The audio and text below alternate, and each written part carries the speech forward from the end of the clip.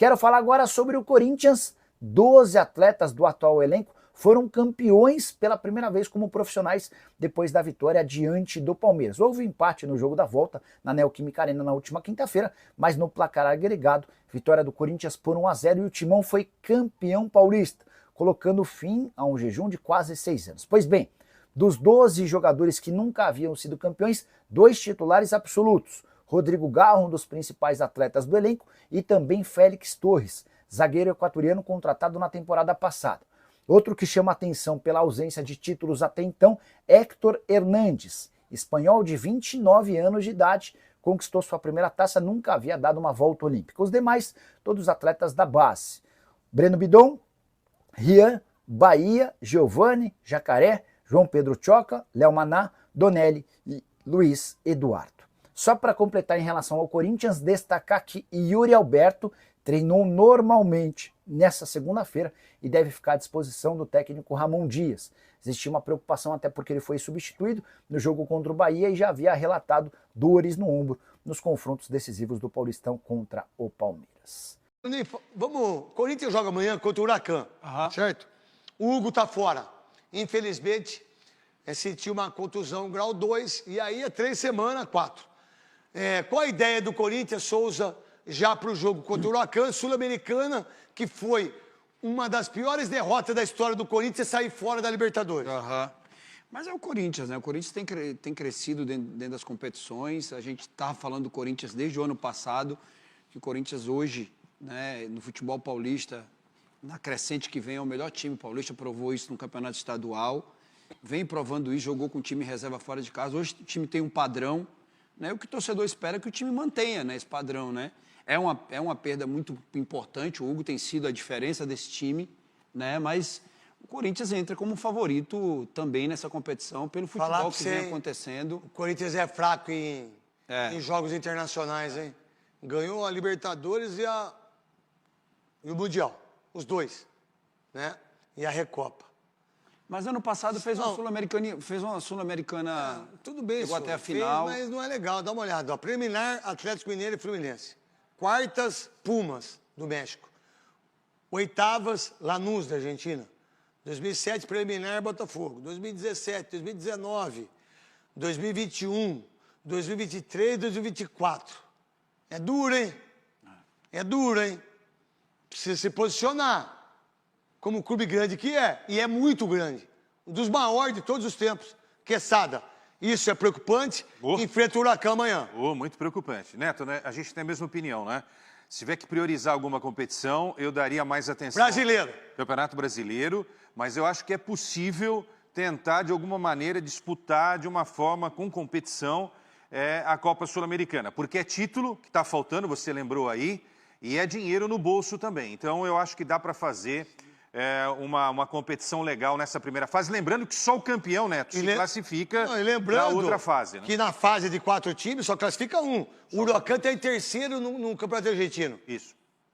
Pega o Racing e eu acho que o Nacional, não é? O grupo do Corinthians. Huracan, Racing e Nacional, se eu não estiver errado. Não sei, vê aí vocês aí. É o Racing do Uruguai. Racing do Uruguai. O Nacional do Paraguai. O Nacional do Paraguai e o Huracan da Argentina. Solé.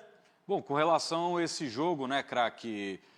A primeira partida do Corinthians na Neoquímica Arena depois da conquista do título paulista. A estreia no Brasileiro com o time alternativo foi boa, esse empate contra o Bahia, que é uma boa equipe comandada pelo Rogério Ceni. E essa estreia é fundamental porque ela vai acontecer na casa do Corinthians. Então o Corinthians, exatamente nisso que o Quesada falou, só o primeiro de cada grupo se classifica direto para as oitavas de final. Então você, chegando já nessa partida de estreia e tendo a possibilidade de jogar em casa, é fundamental para o Corinthians.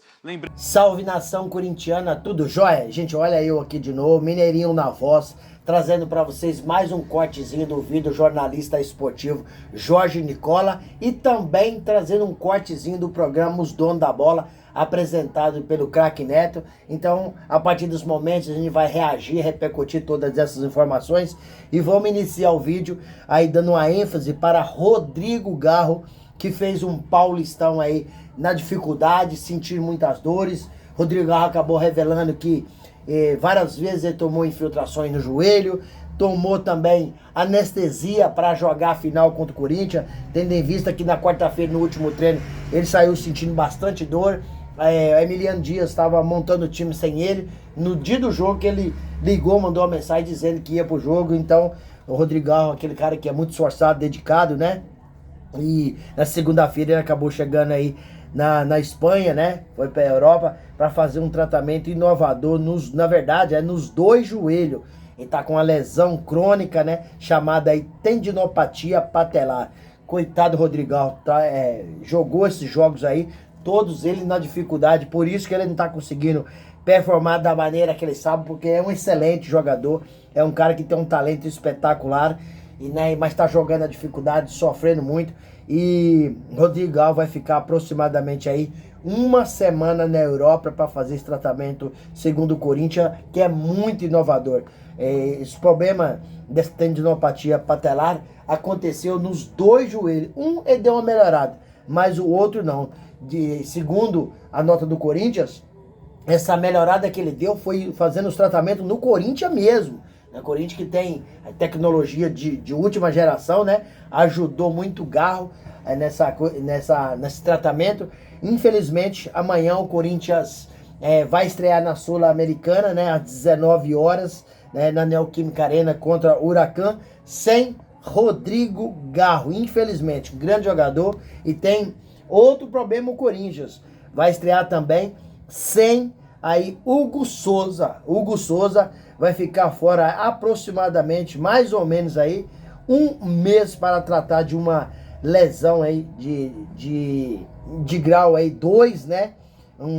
Praticamente tem uma lesão de 6 centímetros na coxa e é preciso de se cuidar. E quem vai entrar no lugar do Hugo Souza será o Matheus Donelli, né? Que com certeza será seu substituto. Foi muito bem contra o Bahia, né? Na estreia do Brasileirão.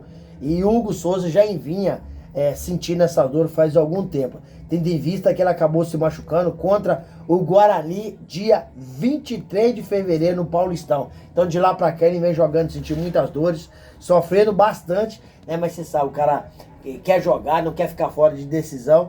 Então contra o Palmeiras, nos 2 jogos, os jogadores foram aí bastante sentindo dor. Por exemplo, o Hugo Souza jogou os 2 jogos e o Rodrigo Garro não jogou o jogo no Allianz Parque, jogou só do Neoquímica Arena, mas né, não estava bem já. Então o provável Corinthians para amanhã, para fazer essa estreia na Sul-Americana, será Matheus Donelli no gol, Mateuzinho pela direita, a dupla de zaga Félix Torres, Gustavo Henrique na lateral esquerda, Angileri, meio campo, Corinthians deve escalar aí o Ranieri, José Martins, Carrídio e Coronado. Aí tá o detalhe, Coronado também estava afastado no departamento médico, uma lesão. Infelizmente, ele ficou bastante tempo afastado e agora recuperou e está à disposição do técnico Ramon Dias. Se o Ramon quiser contar com ele, o jogador também que tem um talento absurdo, pode contar. E na frente, né, a dupla conhecida Yuri Alberto e Memphis Depay. Então, Corinthians pronto para amanhã, com certeza é o provável time do Corinthians, não tem novidade, né? E o Corinthians agora está cuidando nesse início de temporada de recuperar o jogador e para o resto da temporada. Gente, quero agradecer pelo carinho, pelo apoio. Fiquem todos com Deus e até o próximo vídeo. Tchau, tchau.